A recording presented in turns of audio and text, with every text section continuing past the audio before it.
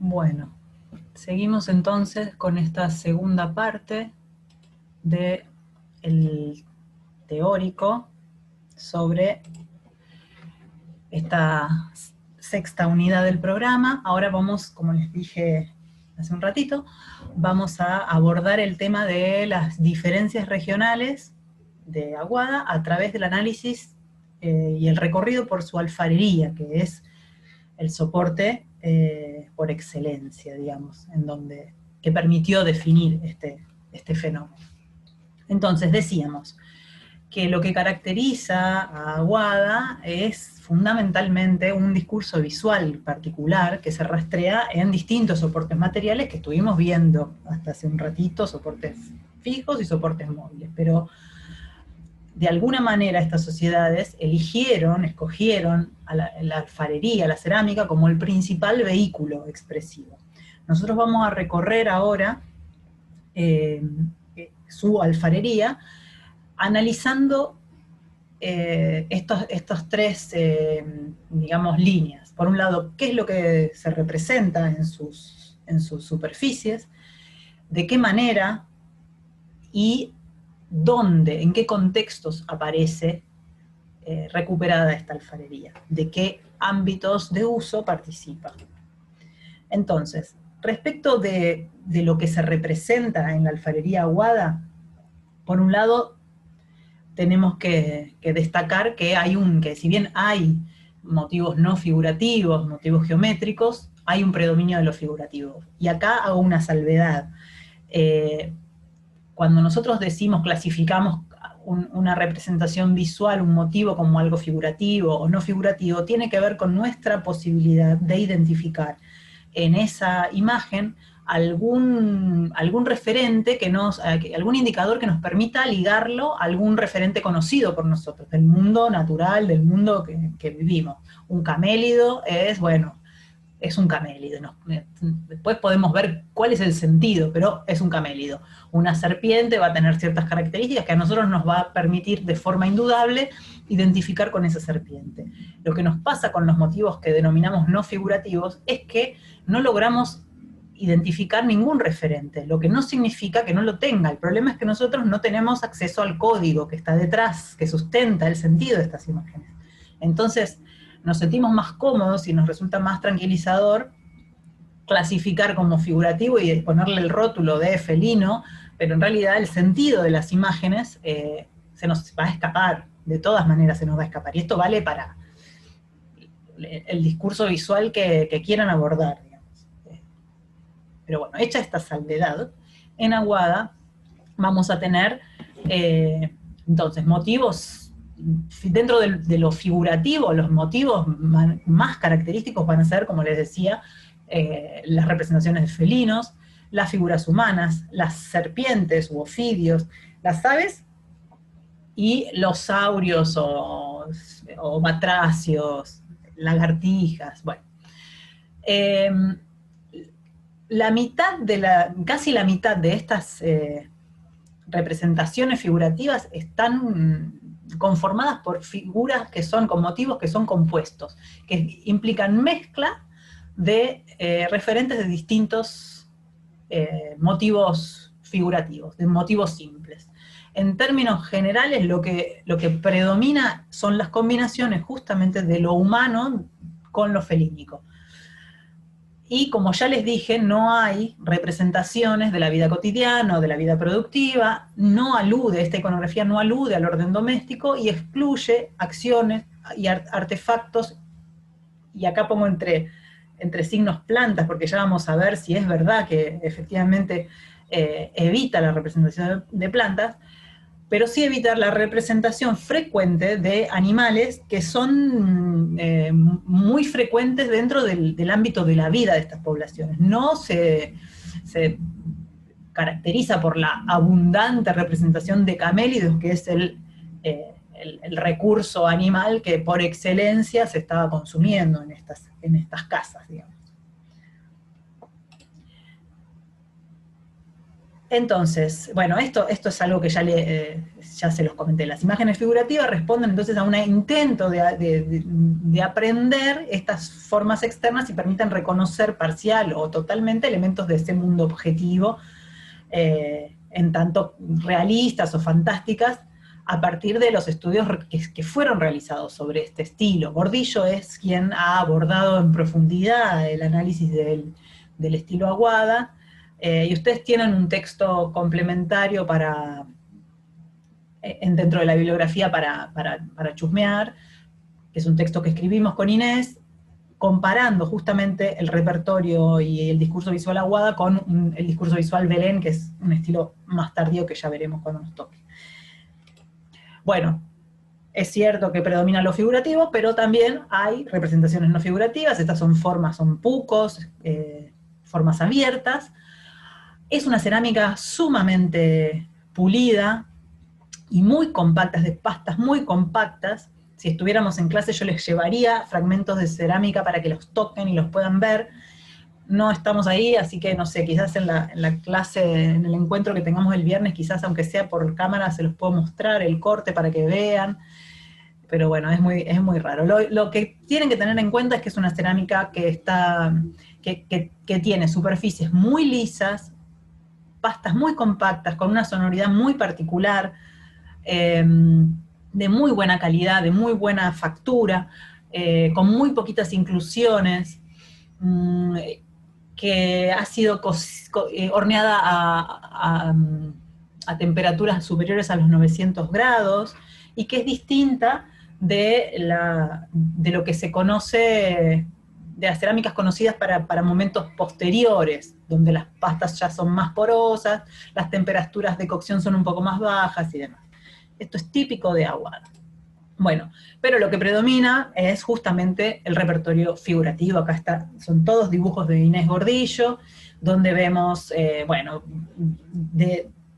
desde el típico felino, en posición felínica completamente, en actitud felínica, de perfil, panza arriba, acá combinado con la humanidad, digamos, un personaje humano de frente, con cetros, con felino, con una máscara felínica de perfil, un batracio, con manchas, ya veremos, con manchas de felino, serpientes con cabeza felínica y ojos exaltados.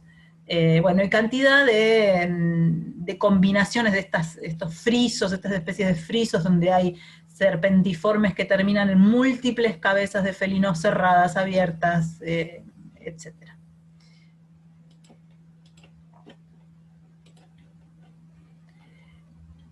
Lo que también se registra es, son muy pocas, pero hay algunas escenas, algunas secuencias, relatos secuenciales de transformación, que es interesante.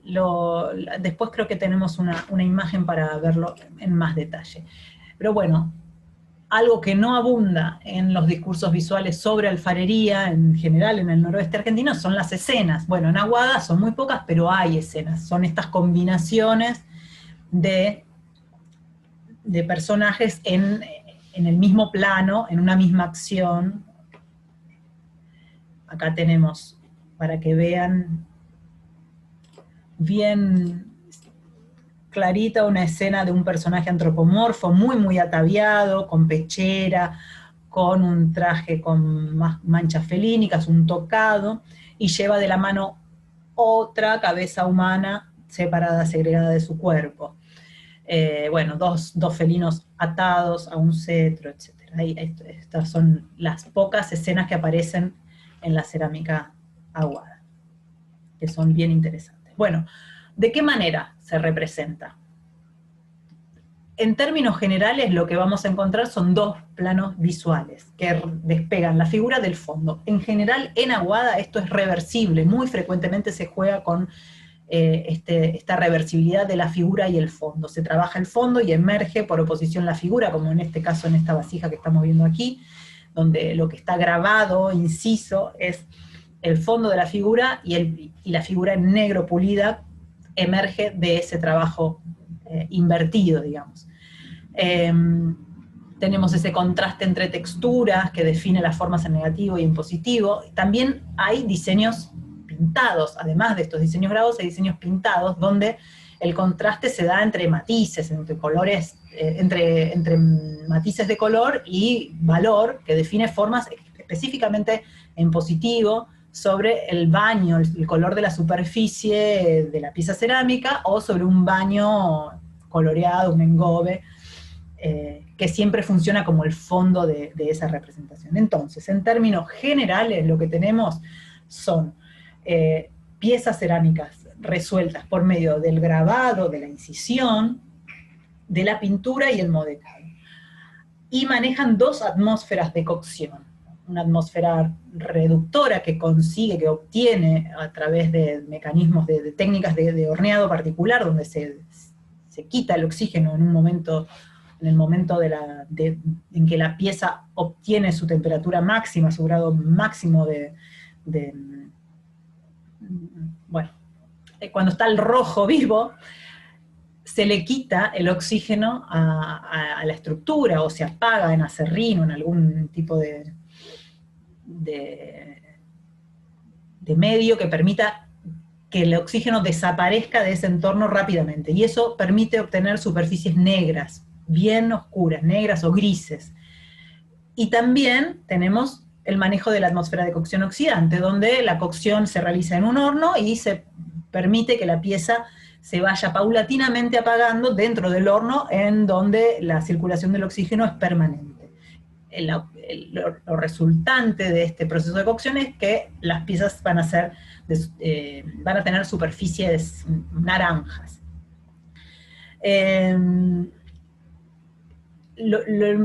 Básicamente lo que tenemos es el empleo de los recursos de construir figuras en negativo, figuras de dobles o múltiples lecturas, donde hay diseños intrincados, donde hay que conocer el código y conocer muy bien el discurso para poder detectar las imágenes que están escondidas, y mucho empleo de esta reversibilidad entre figura y fondo. También hay ciertos elementos que definen los motivos, digamos, que nos permiten, dentro de estas mezclas, de estas combinaciones, de estos diseños que se esconden, identificar de qué motivo estamos hablando, cuál es el carácter de la figura. Entonces, por ejemplo, después de haber analizado todo el repertorio, o gran parte del repertorio Aguada, Inés Gordillo y Florencia Kusch pudieron determinar que había ciertas formas de representar ciertas figuras. Por ejemplo, el felino siempre va a estar representado de perfil. Siempre va a tener una actitud, y la humanidad siempre va a estar representada en forma frontal. Respecto de la orientación, el felino puede aparecer en orientación horizontal, oblicua o vertical. La humanidad siempre es vertical, y la actitud de la humanidad siempre es erguida. En cambio, el felino puede tener esta actitud supina, esa que les mostraba recién, de patas para arriba, panza arriba. Puede estar parado sobre sus patas o puede estar sentado. Después, los ofidios, las serpientes, la vista de la serpiente siempre va a ser aérea, como desde arriba, y la orientación es siempre horizontal, y tiene esa actitud rastrera típica de las serpientes. Bueno, las aves tienen sus propias particularidades, y los saurios otras tantas. Entonces, esto nos va a permitir detectar que va a haber atributos de composición que son opuestos entre la figura humana y la figura felínica, que tienen que ver con estas actitudes.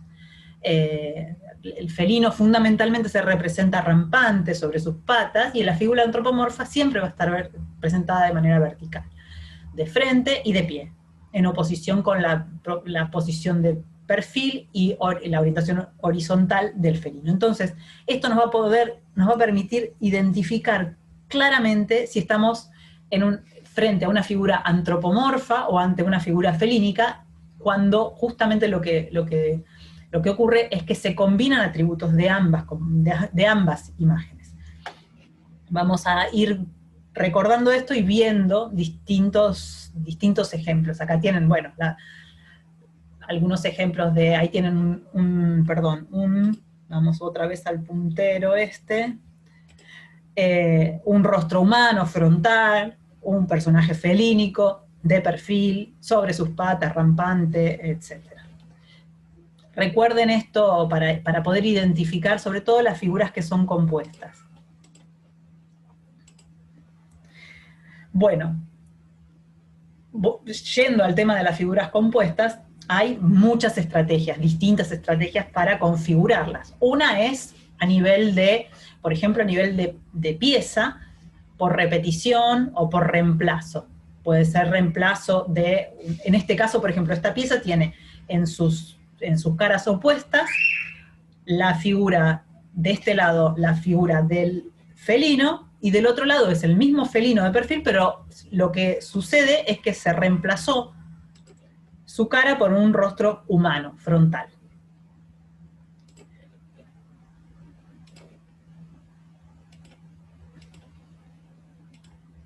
Ahí está, para que la vean. Entonces se juega con esa dualidad y con esa combinación. En este caso, tenemos combinaciones se denomina combinación morfológica. Lo que ocurre es que distintas partes de estos distintos personajes se combinan para conformar personajes nuevos, o parte de esos personajes nuevos. Entonces, lo que les mencionaba, hay serpientes con cabezas felínicas en las colas, en las patas, en este caso un personaje claramente humano, en cuyo rostro tiene podríamos decir, un arreglo facial con dos serpientes que terminan en fauces felínicas con sus ojos. Bueno, eso es típicamente aguadas. Fíjense que hay una diversidad grande, pero esos modos compositivos, esas combinaciones para generar figuras compuestas son muy, muy recurrentes y son típicos de este estilo.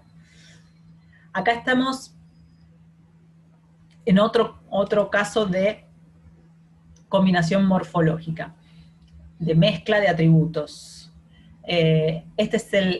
Acá tenemos un personaje felínico, cola felínica, manchas, fauces, con una pata felínica y un pie humano, por ejemplo. Y después esto está en un friso, en un panel de un puco, aguada, donde si uno lo va girando, lo que encuentra es el único relato secuencial que yo conozco de la cerámica de Aguada y del NOA en general, donde vemos que, a ver, voy a volver a esto, aquí. Tenemos entonces un personaje humano con su tocado, de frente, cara humana, sin ningún tipo de atributo extraño, que a medida que vamos girando el friso, se va transformando. Sus ojos empiezan a transformarse, aparecen las fauces. Cada vez más, estos ojos concéntricos también hablan como esta es la interpretación del consumo de sustancias psicoactivas y la transformación de la humanidad en un personaje felínico, donde pierde prácticamente todos sus atributos humanos para transformarse en el felino. Así, esa es la interpretación de este puco, donde hay una secuencia de transformación de un personaje en otro personaje. Entonces, además de la combinación por partes, digamos, del cuerpo, lo que puede haber es, para generar figuras compuestas, lo que puede haber es combinación de atributos, actitudes que son típicamente humanas o típicamente felínicas. Y esa combinación genera también figuras compuestas. Bueno, respecto al tema de las representaciones de plantas sí o no. Acá hay históricamente, tradicionalmente se decía que en Aguada, en el discurso visual Aguada, no hay nada que remita a la vida cotidiana, no hay representaciones de vegetales. Bueno, Marconeto, y ustedes tienen este texto como complementario, y es muy cortito y muy lindo para que lean,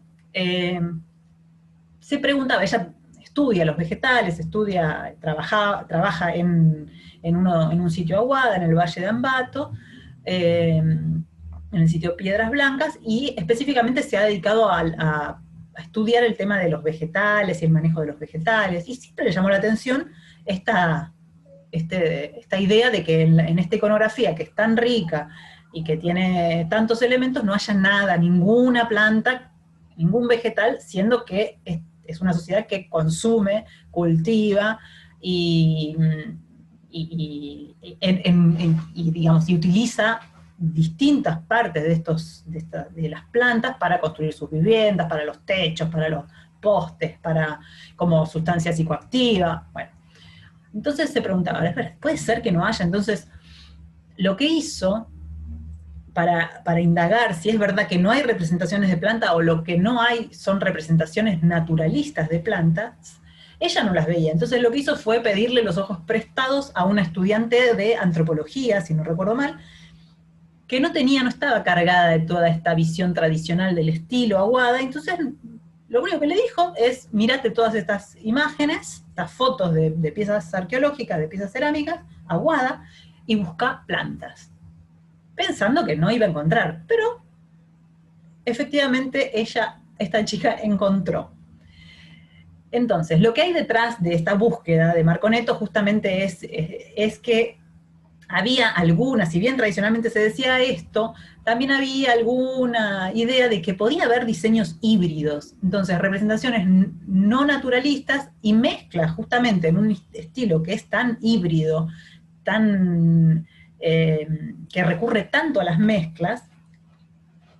Ya Llamazares y Martínez habían destacado que hay como un mecanismo de generación de las formas de estas fauces, de estas extremidades que se terminan en fauces, que corresponden a un crecimiento propio de lo vegetal. Bueno, efectivamente esta chica, esta antropóloga, descubre plantas, donde nunca antes nadie había visto. Y entonces, donde siempre se habló de armas, ella empieza, acá está mi hija Vera, golpeándome la puerta, pero bueno, si continuemos como si nada sucediera. Entonces, donde tradicionalmente se decía que había armas, aparecen los vegetales, aparecen efectivamente armas demasiado flexibles, que podrían remitir a estos vegetales, con hojas, con ciertos elementos que perfectamente podrían estar remitiendo a campos de maíz sembrados, ¿por qué no? A estas hojas, armas con hojas. Bueno, todo esto llamó la atención y derivó en este estudio, en este artículo que tienen para leer. Acá vemos para que vean algunas piezas donde efectivamente llaman la atención estas representaciones que perfectamente pueden estar remitiendo a vegetales, ¿verdad? Bueno, y el otro elemento, además de estas representaciones flexibles de armas o de plantas, es que a Marconeto le llamaba la atención que no se representara ni siquiera el civil, que tanto se utilizaba.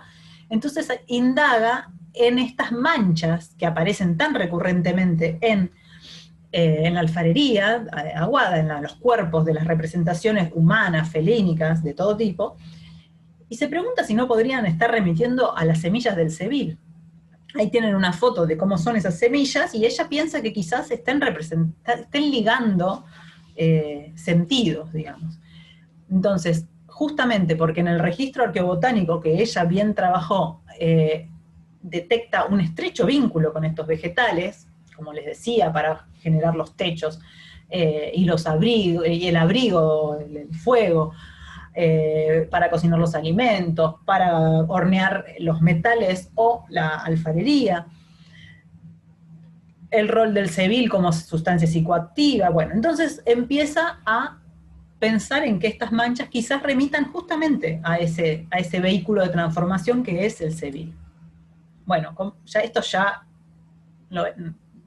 son tan recurrentes las manchas que quizás ella se pregunta, en un estilo, en un discurso visual, donde lo ambiguo es tan recurrente, ¿por qué no pensar en que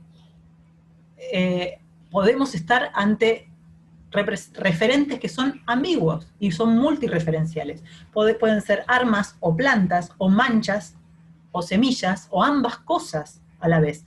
Son mundos donde los dominios pueden no estar tan disociados como nosotros esperaríamos, y entonces podemos estar ante imágenes que representan, que ligan dominios y que remiten a ambas cosas en simultáneo, a armas y plantas, a manchas y semillas. Es muy interesante ese artículo, es muy cortito, yo se los recomiendo.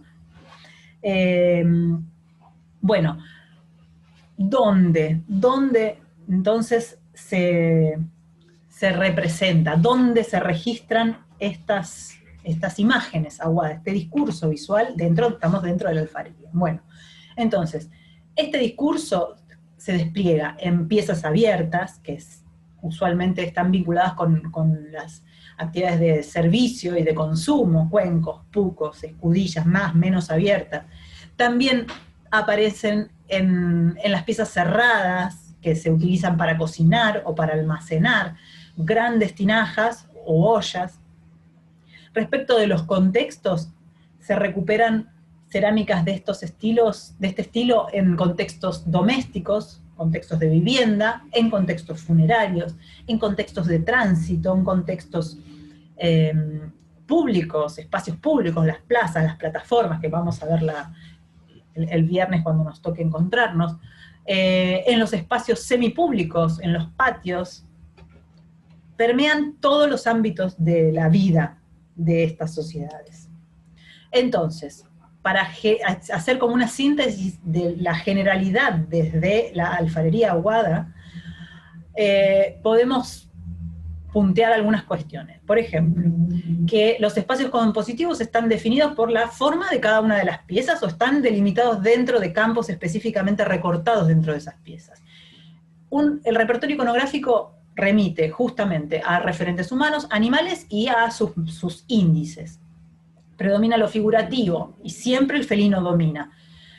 Y dominan las figuras compuestas, la búsqueda de ambigüedad. Hay pocas escenas y hay variedad de colores de fondo resultantes de justamente las distintas atmósferas de cocción. No se representan, hay muy pocas representaciones de camélido, casi que no hay nada.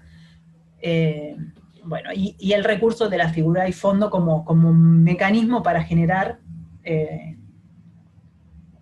imágenes intrincadas, confusas, ambiguas. Bueno, esas son las generalidades. Ahora bien, vamos a ver las variedades regionales de la alfarería aguada. Para ello, ustedes tienen dentro de la bibliografía un texto cortito también de Gordillo, en un lenguaje sumamente claro, para poder identificar cuáles son las variedades regionales de aguada y los contextos en que se documentan. Entonces, lo que podemos decir es que hay distintos ámbitos locales o regionales que tienen una identidad estilística propia, esto está relacionado directamente con las trayectorias históricas particulares, porque la regionalización entre estas tres grandes zonas que vamos a ver, no está operando a nivel temático, sino que opera a nivel de ciertas formas que se representan más, que aparecen más recurrentemente en un ámbito que en otro, el uso de determinadas técnicas con mayor frecuencia y algunas formas de resolver esas imágenes. Pero no a nivel temático. A nivel temático lo que se observa es una unidad. Los sectores que se distinguen, que ha distinguido Rex y que hoy se siguen manteniendo estas distinciones son el sector oriental, que integra el Valle de Ambato y el Valle Central de Catamarca, El sector occidental, el Valle de Hualfín, básicamente, donde Valeria les mencionó la cantidad de materiales provenientes de las excavaciones de los cementerios de la mano de las expediciones de Weiser. El cementerio Aguada, Orilla Norte, bueno, ya se los ha mencionado ella, contextos funerarios exclusivamente. Y el sector meridional remite al norte y centro de la provincia de La Rioja, el norte de San Juan, y tiene una vinculación muy directa con el sur de Catamarca, con la zona en que yo trabajo, que es la región de Fiambala, donde el registro de material Aguada está muy vinculado con lo que ocurre en el norte de La Rioja, porque estamos muy cerquita. Y son similares los registros. Bueno, vamos a ver un poquito estas variedades regionales. Respecto del sector oriental, decíamos que abarca el Valle de Ambato, el Valle Central de Catamarca, y lo que tenemos fundamentalmente son cerámicas negras, muy pulidas, de cocción reductora, por supuesto, y diseños incisos o grabados. Esto es exclusivo de este sector. Para que vean, fíjense que los discursos, los motivos son los mismos que veníamos viendo. Esta vasija de la derecha la vimos varias veces, fíjense que hay formas distintas, y los personajes son los que ya hemos visto mucho, personajes antropomorfos, con máscaras felínicas, ricamente ataviados, fauces que se multiplican, personajes humanos frontales, combinados con pectorales, con arreglos faciales, con fauces que salen de sus extremidades. Acá tenemos prácticamente la única, o casi la única, representación de un camélido, aquí abajo, cubierto de fauces felínicas. Seguimos viendo estos vasos. En este sector oriental también se registran estas grandes tinajas que tienen decocción oxidante.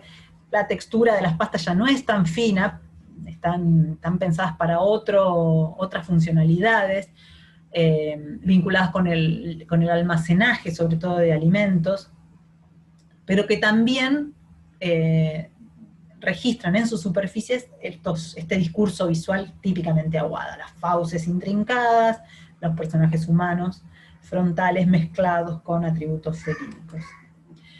En este mismo sector, pero ya más específicamente en el Valle Central de Catamarca, se registra otra variedad del estilo Aguada, que es el que se denomina portezuelo o huilapima, lo van a ver por ahí, en las lecturas.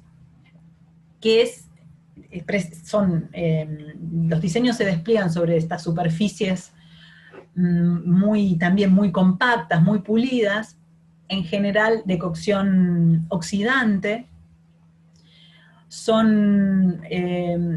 Los campos se delimitan a través del marcado de un baño de color blanco, y sobre ese baño blanquecino se pintan en distintos tonos de negros y rojos los motivos que se tienen que como ir acomodando a esos campos que se delimitan previamente.